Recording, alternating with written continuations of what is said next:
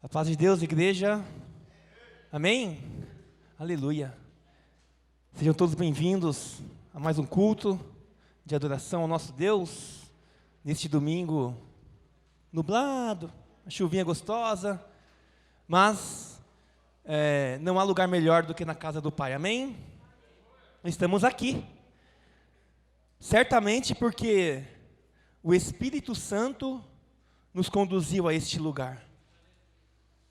Talvez pela nossa vontade não estaríamos aqui, mas pela vontade de Deus nós estamos aqui. Amém? E que não saiamos deste lugar da mesma forma que entramos, para a honra e glória do Senhor. Quero também saudar os nossos visitantes. Sejam muito bem-vindos a este lugar. Amém? Esta é a casa do Pai, é a casa de vocês, como filhos. Amém? Nossos amados também que nos acompanham ali pela internet, o nosso culto ele é também transmitido ao vivo pelo canal da igreja no YouTube. Quem ainda não se inscreveu no canal, faça isso. Faça isso. Ali se inscreva no canal da IEGA e ali nós estamos sempre postando os cultos, né, eles ficam ali. E também atividades e ações, nós estaremos sempre postando ali no canal da IEGA. Amém, queridos? Que bom estarmos na casa de Deus. Nossos irmãos também retornando, né, alguns de viagem. Para um longo ano, né? Muitas coisas aconteceram esse ano, mas nós cremos e Deus tem falado neste lugar que este é um ano de vitórias. Amém? Este é um ano de vitórias. E nós vamos caminhar.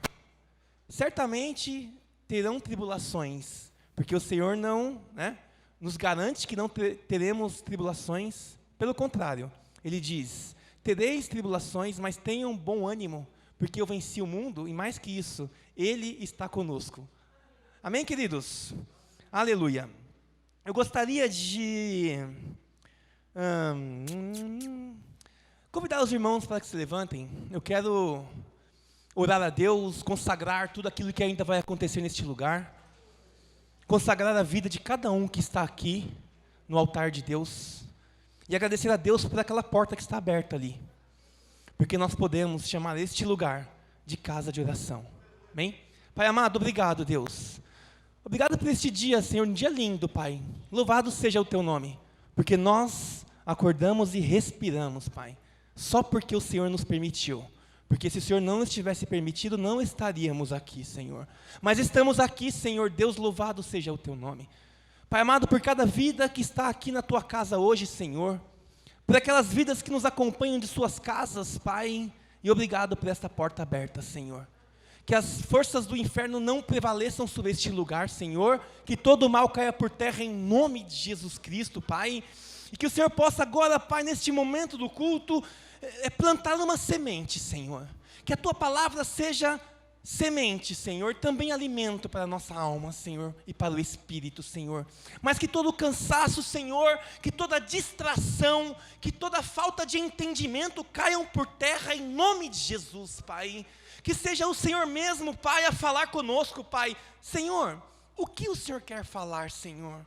Papai, fala com a Tua igreja, Senhor, fala conosco nesta manhã, Senhor, acerca da Tua palavra e acerca da Tua vontade, Senhor, para que possamos viver no centro da Tua vontade, Papaizinho, em nome de Jesus. Nós oramos e consagramos tudo isso, e que mais uma vez, não seja o homem aqui, mas que seja o Teu Espírito, Pai, em nome de Jesus Cristo, amém e amém. Vamos continuar de pé, eu quero ler rapidamente um trechinho da palavra de Deus. E presta atenção neste texto, porque ele vai ser base para a palavra de hoje. É um texto que está em Isaías, no capítulo 55, no versículo 6.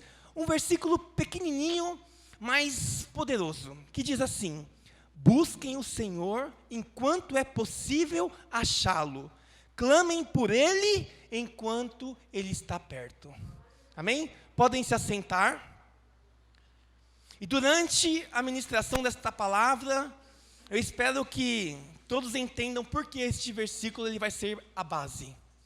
Embora o assunto seja identidade, mas este trecho, ele vai dar base àquilo que vai ser dito. Então, buscar o Senhor enquanto ainda é possível achá-lo. Clamar por Ele enquanto Ele ainda está perto. Quem crê que Deus está pertinho? Quem crê que Jesus ainda está perto?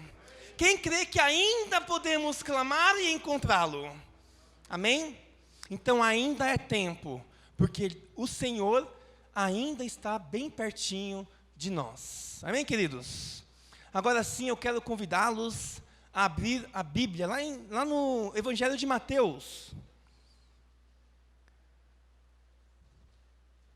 No capítulo 27.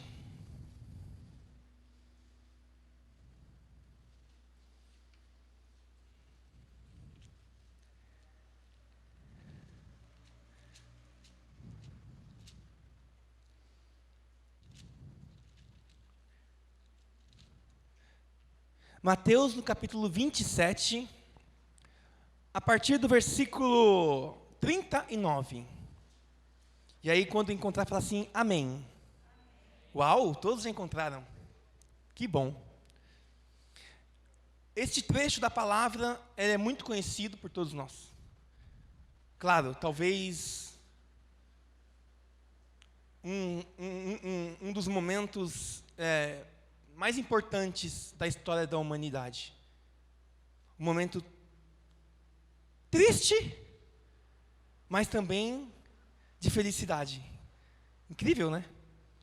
Esse trecho fala da crucificação de Jesus.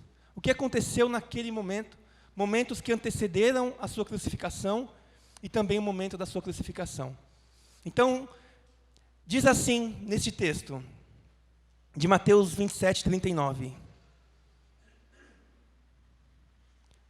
Os que passavam lançavam-lhe insultos, balançando a cabeça e dizendo: você que destrói templo e o reedifica em 3 dias, salve-se, desça da cruz, se és o Filho de Deus. Da mesma forma, os chefes dos sacerdotes, os mestres da lei e os líderes religiosos zombavam dele, dizendo: salvou os outros, mas não é capaz de salvar a si mesmo. É o rei de Israel, desça agora da cruz e creremos nele.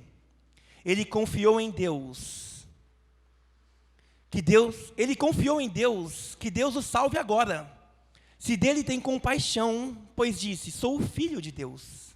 Igualmente o insultavam os ladrões que haviam sido crucificados com ele. Até aqui.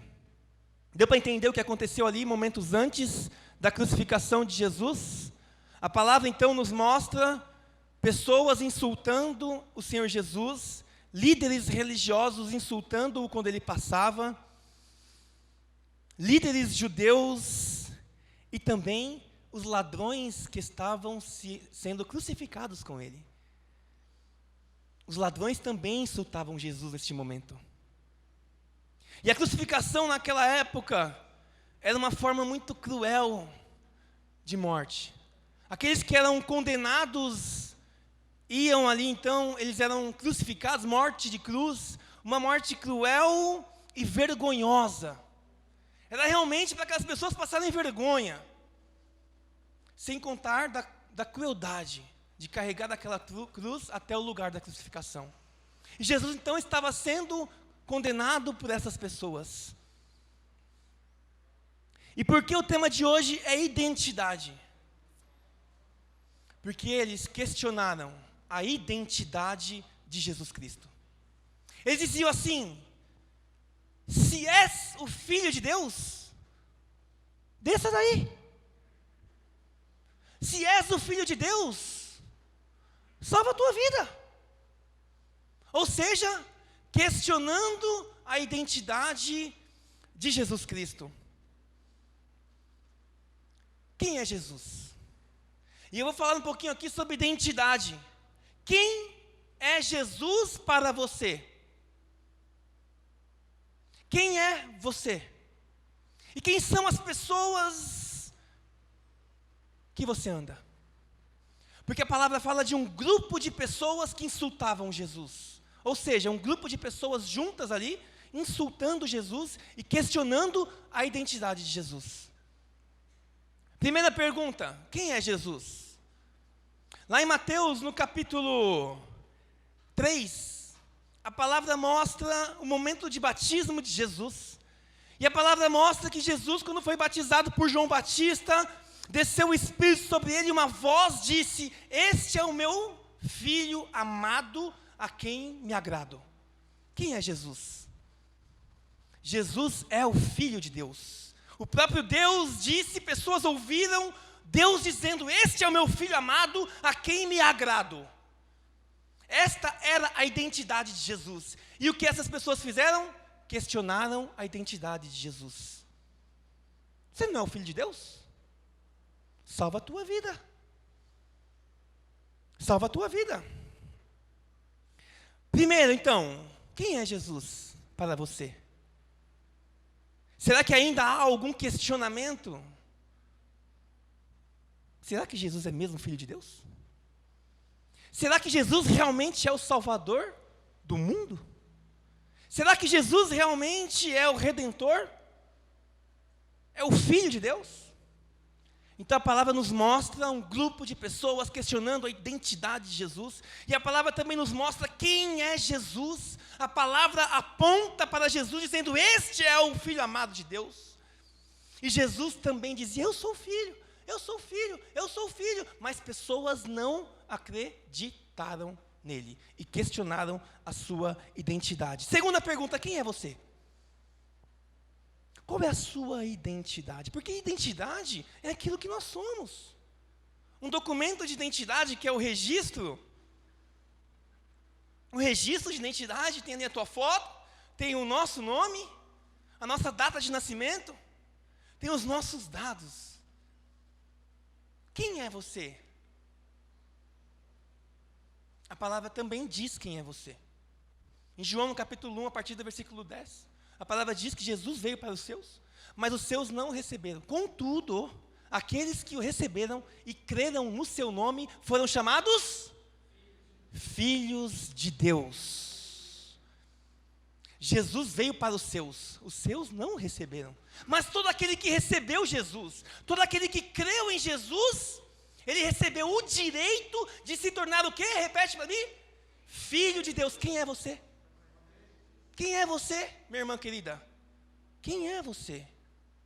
Quem é você? Mas o inimigo vai sempre questionar a nossa identidade. Será que você é mesmo filho de Deus?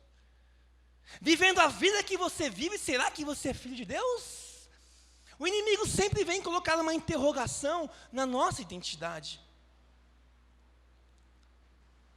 Mas a palavra nos revela quem somos. A palavra nos revela quem Jesus Cristo é.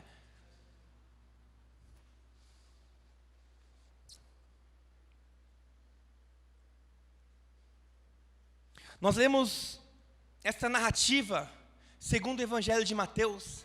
Agora nós vamos ler a mesma narrativa segundo o Evangelho de Lucas. Porque Lucas também fala sobre este assunto e ele testemunha também o que aconteceu ali. Agora eu convido você a abrir a sua Bíblia em Lucas, no capítulo 23.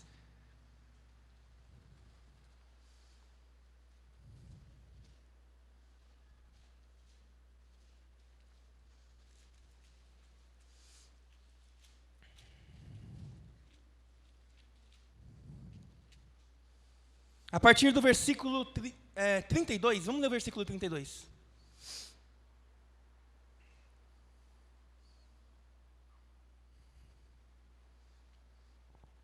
Lucas 23, 32.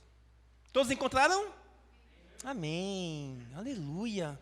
Porque eu vejo quase toda a igreja ali, ou com a sua Bíblia, ou com o seu smartphone. Mas quem não tiver também pode ler aqui do lado, ou olhar na Bíblia do irmão que está ao seu lado. Amém? Olha lá o que diz então em Lucas 23, no versículo 32. 2 outros homens, ambos criminosos, também foram levados com ele para serem executados. Qual é a identidade desses homens? dois homens criminosos. Eles já tinham um rótulo de serem homens criminosos. Esse foi o rótulo que a sociedade deu para aqueles homens. Vocês são criminosos. Então, aos olhos do mundo, dois criminosos estavam ali. Até aí, legal. Mas e aos olhos de Deus? Quem estava na cruz com Jesus? Eles foram condenados, julgados e condenados. Eles realmente eram criminosos. Este era o fruto das ações destes homens. Mas será que Deus, quando olha ali, Ele vê homens criminosos, ou Ele vê ali filhos perdidos, ou Ele olha ali e vê ovelhas que foram perdidas? Será que Deus olha lá de cima e vê ali ovelhas perdidas, e Ele ainda ama aquelas ovelhas que estão perdidas? Será? Porque esta é a identidade que o mundo colocou. Mas o Senhor Deus, Ele nos olha de uma forma diferente. O Senhor Deus, Ele olha para nós como filhos. E Ele sempre vai nos dar a oportunidade de nos arrependermos dos nossos pecados. E limpar a identidade ou o rótulo que o mundo coloca em nós. E Ele coloca um novo rótulo, um novo selo. Ele coloca o selo do Espírito Santo. Esse é o rótulo que o Senhor Deus coloca em nós. Ele coloca um selo de filhos de Deus. Ele coloca um selo de novas criaturas. Um selo de filhos amados. Mas isso também depende do nosso posicionamento. Nós vamos ver aqui na palavra por quê. Porque aqui então nós lemos que dois criminosos estavam ali. Mateus disse que esses criminosos também insultavam Jesus, lembra? Lembra que os criminosos também insultavam Jesus? Ou seja, um criminoso do lado direito, um criminoso do lado esquerdo, insultando Jesus, e também dizendo assim, você que é Jesus, desce daí. Porque nós vamos ver que um deles foi salvo, mas nós lemos aqui, ele também insultava Jesus. Ele também insultava Jesus.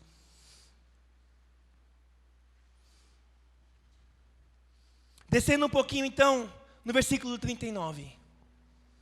E aqui eu quero que prestem bem atenção. Porque também é um contexto que fala da crucificação. Mas a partir do versículo 39, a palavra diz assim: um dos criminosos que ali estavam, dependurados, lançava-lhe insultos. Aqui algo já mudou aqui. Não mudou? O que mudou aqui? Já não está falando que todos os criminosos lançavam insultos. Está falando de um só. Alguma coisa já mudou aqui. O coração de alguém mudou aqui já. Não sei quanto tempo levou. Não sei o que aconteceu. Mas algo mudou aqui.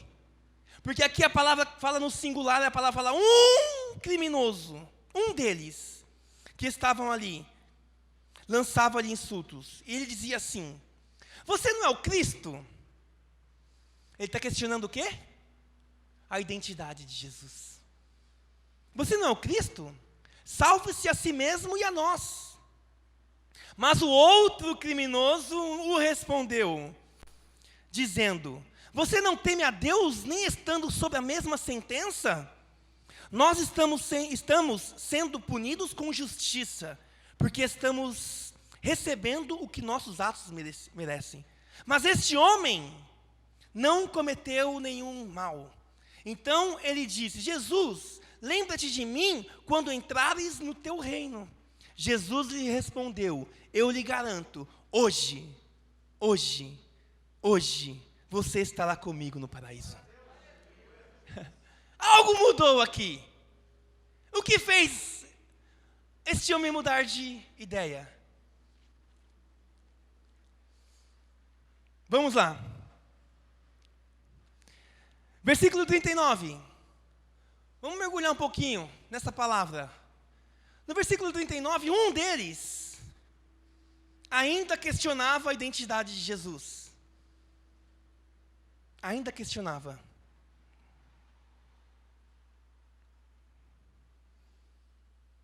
Dizendo: você não é o Cristo? salva-se a si mesmo e a nós. Nós vamos ver a característica do que esse homem falou. Nós vamos ver a característica deste homem. Porque nós devemos observar esta palavra e falar assim, poxa vida, algo aqui... Eu estou aqui vivendo algo parecido com isso ou com aquilo. Eu preciso identificar como está a minha vida. Eu preciso identificar quais são as minhas atitudes. Porque certo é que cada homem que está aqui representa uma fatia desta humanidade. Porque um homem que está aqui representa aquele que não reconhece Jesus. E o outro representa aquele que conhece Jesus. Desta forma, a humanidade caminha. Com um grupo de pessoas que reconhecem Jesus. E um outro grupo de pessoas que não reconhecem quem é Jesus. Um grupo de pessoas que questionam a identidade de Jesus Cristo. Será que ele é mesmo Filho de Deus? Olha a característica deste homem. Quando ele, primeiramente, questiona a identidade de Jesus. Segundo, resolve o teu problema e o meu também. Porque, olha, salva-se a si mesmo e a nós. Ou seja, me tira deste lugar. Me salva também deste lugar. Porque certamente eu quero muito viver ainda nesta terra. Eu tenho muitas coisas para fazer neste lugar. Salva a tua vida e salva a minha também. Eu preciso de você. Eu preciso de você. Mas eu preciso de você para satisfazer a minha vontade.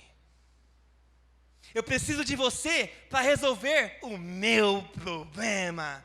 Porque eu estou aqui numa cruz. Porque eu vou ser morto. Eu fui condenado. Resolve o meu problema. Se você é Cristo. Resolve o meu problema. E quantas pessoas, nos dias de hoje, procuram Jesus por aquilo que Ele pode fazer por elas? Quantas pessoas não procuram Jesus para que Jesus possa resolver o seu problema? Para que Jesus possa abrir aquela porta de trabalho? Para que Jesus possa restaurar a sua vida, o seu casamento, o seu relacionamento? Mas não por aquilo que Ele é. Então, infelizmente, nós, muitas vezes, temos atitudes semelhantes a este criminoso. Resolve o meu problema, se tu és Cristo. Meu problema é momentâneo. Hoje eu estou aqui pendurado, mas eu quero descer daqui. E você não pode me ajudar? Então, a primeira característica deste homem, ele questiona a identidade de Jesus. Segunda característica deste homem, ele quer que Jesus resolva os seus problemas momentâneos e terrenos. Problemas terrenos. Abra sua Bíblia em 1 Coríntios, porque o apóstolo Paulo ele fala um pouco sobre isso. 1 Coríntios no capítulo 15.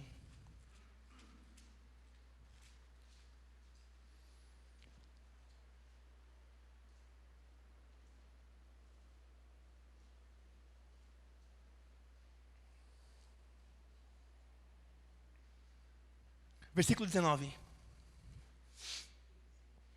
1 Coríntios 15, versículo 19. Todos encontraram? Amém? Vinícius, aí no smartphone é rapidinho, né? Só ir clicando. Amém por essa tecnologia. 15 e 19. No versículo 19 diz assim: se é somente para esta vida que temos esperança em Cristo, somos de todos os homens os mais dignos de compaixão. E que este homem fez, se não esperar em Jesus para algo terreno e momentâneo. Mas a palavra nos diz, se nós tivermos esse tipo de conduta, seremos as pessoas dignas de compaixão. Se a nossa mente estiver muito voltada às coisas terrenas, seremos como este homem. Se nós buscarmos o Senhor Jesus Cristo para resolver os nossos problemas, estaremos tendo atitudes semelhantes a deste homem.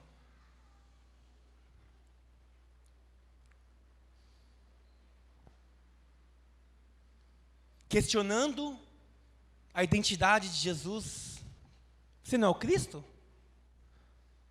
E buscando também o Senhor Jesus Cristo para resolver um problema ou uma situação terrena e momentânea. Não que Ele não possa resolver. Não que Ele não possa resolver. Não que Ele não possa abrir portas. Não que Ele não possa derramar uma unção de bênção, de cura ou de bens materiais. Ele pode. Mas é a essência da nossa busca. Nós buscamos Ele, principalmente porque o que está acima de todas as coisas? O que está acima? O nosso sentimento principal, a essência. Nós estamos aqui na igreja pelo que Jesus é ou pelo que aquilo que Ele pode nos dar? Nós buscamos Ele em oração por aquilo que Ele é ou por aquilo que Ele pode nos fazer? Porque o próprio Senhor Jesus Cristo, em um dos momentos da sua vida na terra, Ele fez um grande milagre de multiplicação de pães e peixes. E aí quando o Senhor Jesus sai, aquelas pessoas vão atrás dEle. E aí o Senhor Jesus, que conhece o coração, Ele olha o coração e Ele vê que aquelas pessoas estavam buscando Ele, porque Ele alimentou-as, não por aquilo que Ele era, não pelos sinais e maravilhas que Ele havia feito. E aí passou um tempo, nenhum mais estava seguindo Jesus. Porque Ele tem muito mais do que alimento físico para nos dar. Ele é o pão da vida. Ele é o pão da vida. Mas as pessoas não buscaram para comer esse pão da vida. Buscaram para comer pão que você come e depois você está com fome de novo. Aquele ladrão, se tivesse sido salvo por Jesus, talvez estaria cometendo crimes horas depois. Na multidão, né? Já oportunidade. Jesus é muito mais que isso. E pode nos dar muito mais do que isso. E o outro ladrão reconheceu isso. Porque aí nós vamos agora no versículo 40, 41 e 42 de Lucas 23. Voltando lá para o contexto. Lucas 23. No versículo 39, então, nós identificamos características de pessoas que não reconhecem Jesus pelo que Ele é. Pessoas que questionam a identidade de Jesus. Pessoas que têm dúvidas se Jesus é o Senhor. E no versículo 40, mas o outro criminoso o repreendeu, dizendo: você não teme a Deus nem estando sob a mesma sentença? Nós estamos sendo punidos com justiça, porque estamos recebendo o que os nossos atos merecem. Mas este homem não cometeu mal algum. Então ele disse: Jesus, lembra-te de mim quando entrares no teu reino. Primeira característica deste homem, ele reconhece o seu estado. Quanto tempo passou? Não sei. Porque minutos ou horas antes, ele insultava Jesus. E já sabendo o desfecho dessa história, talvez se fosse eu naquele lugar, eu falaria: tá de brincadeira. Cara, você estava me insultando aqui há minutos. Agora você está falando que eu sou Deus? Fala sério. Você está de brincadeira? Fica quietinho aí, vai, cara. Fica na sua. Talvez essa seria a minha conduta, como um homem, como falho. Mas Deus é Deus. E Deus, olha que coisa linda e maravilhosa. Ele nem questionou o posicionamento daquele homem minutos antes. Ele simplesmente disse: você é o meu filho.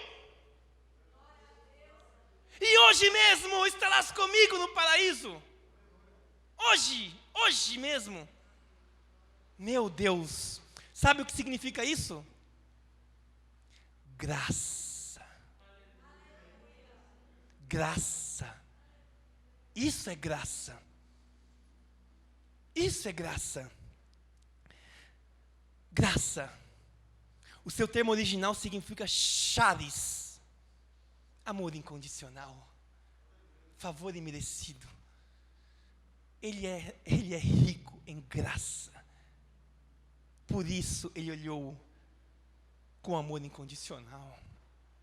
E ele não viu ali os crimes, ele viu um coração arrependido.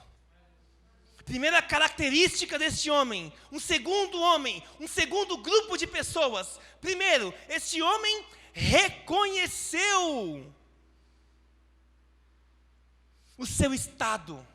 Quando ele diz assim para o Senhor, olha, Senhor, quando ele diz para o outro no versículo 41, nós estamos sendo punidos com justiça porque estamos recebendo o que os nossos atos merecem. Ou seja, eu sou um criminoso, eu sou um pecador, eu não mereço nada.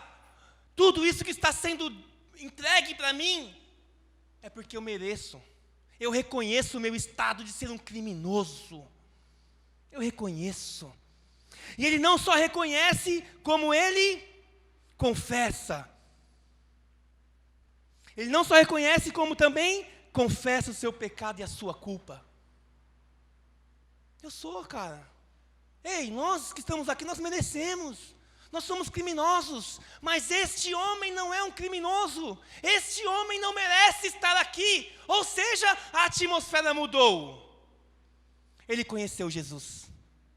O que aconteceu? Não sei. Não sei por quê. Ele mudou a sua atitude. Mas a palavra diz que o Espírito Santo nos convence do pecado. De alguma forma, o Espírito Santo convenceu este homem do pecado dele. Então ele reconheceu e ele confessou o seu pecado. E a palavra diz em 1 João, no capítulo 1, vamos até lá. Vai à frente, ali logo no finalzinho da nossa Bíblia, 1 João 1, versículo 9.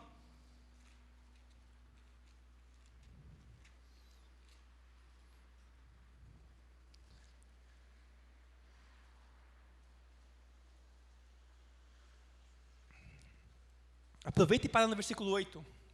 1 João, capítulo 1, versículo 8. Amém, amados? Amém? Diz assim: se afirmarmos que estamos sem pecado, enganamos a nós mesmos, e a verdade não está em nós. Lá em Romanos 3, a palavra diz que todos pecaram e carecem da glória de Deus, necessitam da glória de Deus. A palavra diz aqui em 1 João, no versículo 8, então, se falamos que não temos pecado, nós somos mentirosos. A verdade não está em nós. Versículo 9, mas se confessarmos os nossos pecados, Ele é fiel e justo para perdoar os nossos pecados e nos purificar de toda injustiça. Aquele homem viveu esta palavra. Porque ele reconheceu o seu estado de um pecador. Mais que isso, ele confessou o seu pecado, e a palavra diz que um pecado confessado é um pecado perdoado, purificado de qualquer injustiça. Porque o homem prega e vive uma justiça diferente de Deus. Então Deus, quando olha para aqueles homens, Ele quer derramar a sua justiça sobre eles. Deus, quando olha de cima, sim, Ele sabe todas as coisas, mas o seu maior desejo, diz a palavra, é que todos os homens sejam salvos e cheguem ao conhecimento da verdade. É isso que Deus vê. Então ele reconheceu o seu pecado, ele confessou o seu pecado. Mais que isso, meu Deus, essa parte é linda. Volta lá para Lucas 23.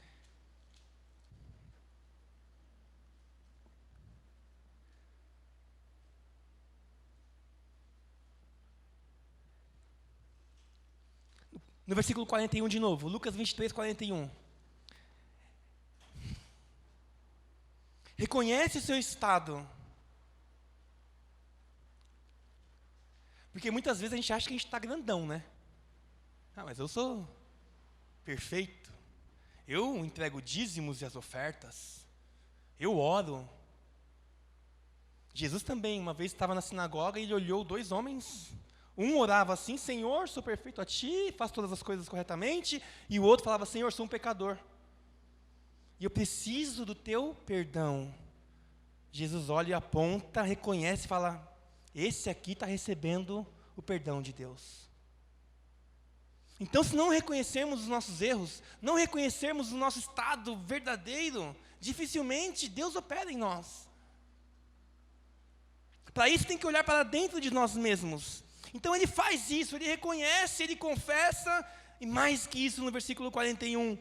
No versículo 41, no finalzinho, ele fala assim: mas este homem não cometeu mal algum. Ou seja, ele reconhece a identidade de Jesus.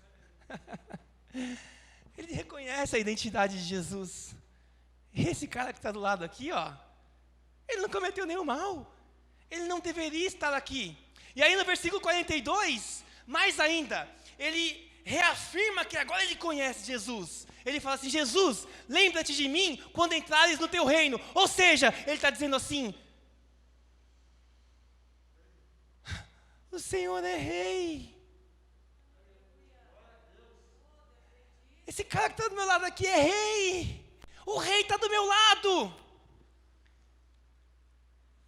O rei está do meu lado. Por isso que nós lemos em Isaías no capítulo 55, verso 6, busquem o Senhor enquanto é possível achá-lo, clamem por Ele enquanto Ele está perto, o rei está perto, o rei está do lado, o rei está do lado, e muitas vezes a gente dorme com o rei do lado da gente. A gente não reconhece que ele está pertinho, que ele está do lado. E aquele homem reconheceu: olha, quando o Senhor entrar no teu reino, porque o Senhor é rei, senão não entraria no reino, o Senhor é rei. Quando o Senhor entrar lá no teu reino, lembra-te de mim. E aí, olha como a atmosfera mudou, meus amados. Esse homem agora está pensando em algo lá na frente. Esse homem agora está pensando em futuro. Esse homem agora não está com a esperança aqui na terra. Esse homem agora está com uma esperança no céu. Esse homem agora, ele pensa em reino. Esse homem agora não está pensando mais em terra. Ele está pensando no reino celestial. E ele nem falou assim: Jesus, quando o Senhor estiver no teu reino, me leva para ele. Meu Deus. Ele só falou assim: ó, lembra-te de mim. Se Jesus no reino só lembrasse daquele homem, já estaria cumprindo o pedido dele. Concorda comigo?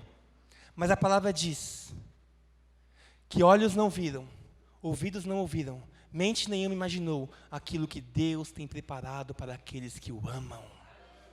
A palavra também diz que você vai ter algo e viver algo infinitamente melhor do que aquilo que você está pedindo ou querendo. É isso aqui, ó. Ele pede para ser lembrado. Jesus fala: não, porque eu vou dar algo muito maior para você. Eu não só vou lembrar de você, como você estarás comigo. Porque os planos de Deus são melhores do que os nossos. Os caminhos de Deus são melhores do que os nossos. A vontade de Deus é melhor do que a nossa. E Ele tem algo muito melhor para a sua vida, minha irmã. Não sei o que está no teu coração, mas Ele está mandando te dizer que é muito maior do que isso que está no teu coração. Talvez você esteja falando assim: lembra de mim. Ele fala assim: não, eu quero mais. Eu não quero só lembrar, eu quero você para mim. Porque esse é o plano que Ele tem para a tua vida. É um plano de estar pertinho, não de estar longe. É um plano de intimidade. É um plano de companheirismo. É um plano de amor. Então esse homem, ele reconhece o seu estado. Ele confessa o seu pecado. E ele tem uma mente voltada para a glória de Deus. Não uma mente voltada para resolver o problema momentâneo. Porque Ele pode resolver o nosso problema aqui agora. Mas melhor é estar no céu. Melhor é viver uma vida eterna. E é isso que Deus vem nos garantir hoje, nesta manhã. Ele nos garante uma vida eterna. Se nós reconhecermos o nosso estado pecaminoso, se nós confessarmos os nossos pecados a Ele, e se nós reconhecermos quem é Jesus. Então eu te pergunto, meu amado, quem é Jesus? Quem é Jesus? Quem é Jesus? Jesus é o Filho de Deus. Jesus é o Salvador da terra. Jesus é o Salvador da minha vida. E aquele homem, olha só, ele faz tudo isso. E ele confessa isso com a sua boca. Certamente quem estava ali perto ouviu o que ele falou. Romanos capítulo 10, versículo 9. Gostaria que você abrisse sua Bíblia. Romanos capítulo 10, verso 9 e 10.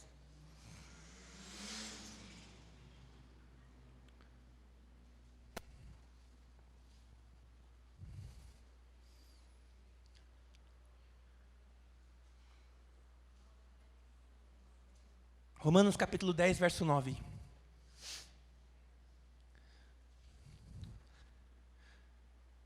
Olha só, meu amado. Se você confessar com a sua boca que Jesus é Senhor, e crer em seu coração que Deus o ressuscitou dentre os mortos, será salvo. Por quê? Versículo 10. Porque com o coração se crê para a justiça, e com a boca se confessa para a salvação. O que aquele homem fez, se não isso? O que aquele homem fez quando ele falou tudo aquilo que ele falou? Dizendo, olha, lembra de mim quando você estiver no reino, porque tudo aquilo que o Senhor disse aqui nessa terra é verdade. Logo, logo, o Senhor estará em um reino celestial. E quando estiver lá, lembra de mim, vai. Não, filhinho. Versículo 43, Lucas 23, 43. Vamos lá de novo. Vamos ler de novo. Porque aqui está uma palavra de salvação.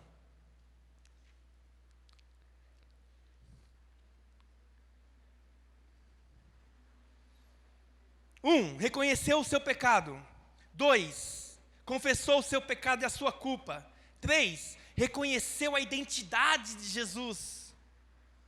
4, depositou a sua esperança em Jesus. Quando ele diz assim, quando estiveres lá, lembra-te de mim.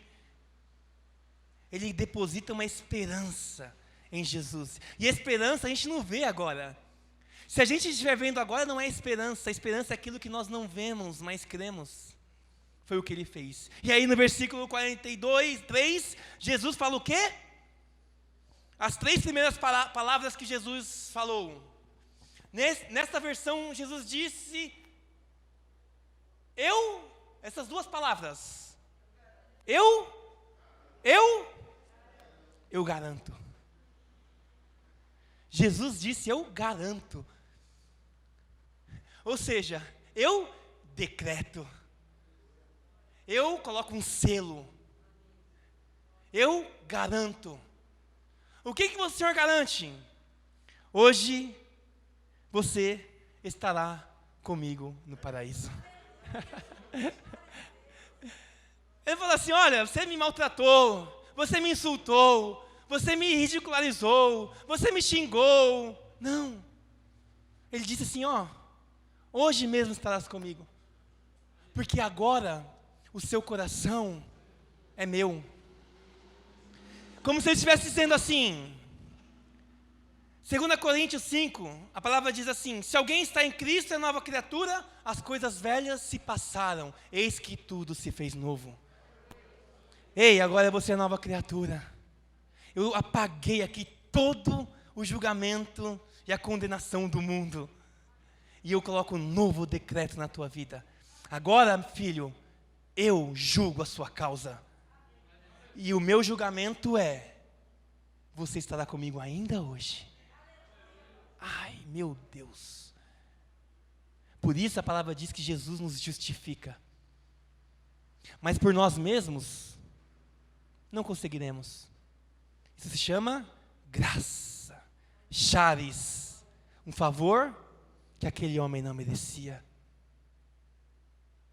E talvez quem estivesse lá embaixo olhava e falava assim, justo? Justo? Criminoso? Roubou lá meu amigo, lá meu vizinho. Matou lá o João da esquina. Justo. Mas o julgamento de Deus é diferente. E Deus nos ensina a não julgarmos. Nós não temos o papel de juiz na vida de ninguém. Porque se Deus apagou o pecado desse homem, Ele pode apagar o seu e o meu. E o meu.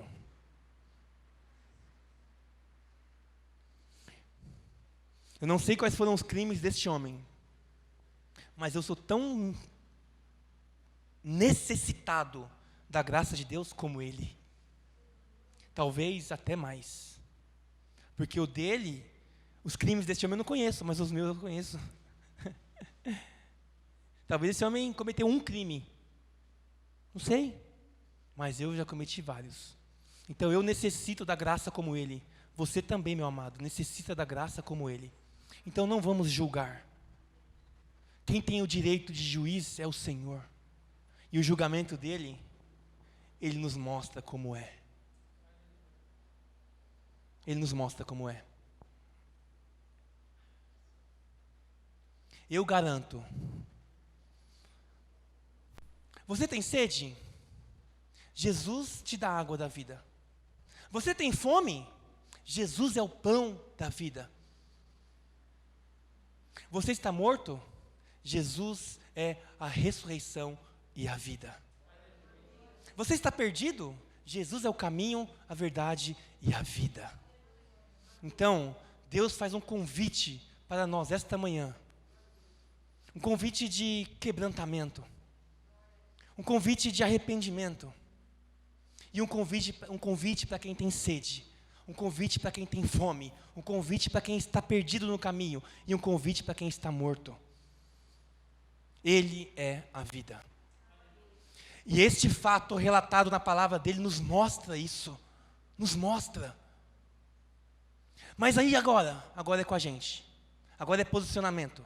Agora é olhar para essa palavra e aprender com ela. Amém, queridos? Deus tem chamado a nossa atenção para estas coisas. Uma esperança aqui, ó. Vida eterna. Nós cantamos aqui hoje, Maranata. Ora, vem, Senhor Jesus. E assim o Senhor tem nos convidado a caminharmos. Amém? Desta forma.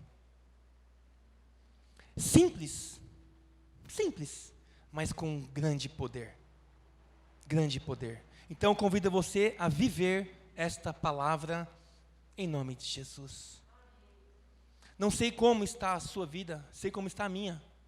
E eu, como eu já disse, careço de graça, careço de misericórdia. Mas se eu me arrepender, se eu confessar, se eu reconhecer o meu estado, reconhecer quem é Jesus e depositar a minha esperança nele, 4 características do homem salvo, eu também vou estar no paraíso como ele está. Por quê? Porque Jesus diz, eu garanto. E não é o pastor que está falando, é o próprio Senhor Jesus, baseado na sua palavra. Eu garanto, eu decreto, eu coloco um selo. Amém, queridos?